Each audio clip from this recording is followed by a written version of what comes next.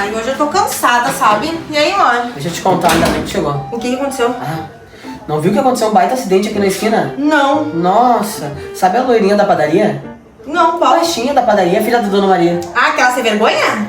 Aquela assanhada que não pode te ver? Quando ela te vê... E tu ainda dá entrada? A entrada é da Bom Dia, boa tarde, você bom tá. dia, boa tarde. É Você vai ver louco. bom dia, boa tarde. Salve Deus, pelo amor de Deus.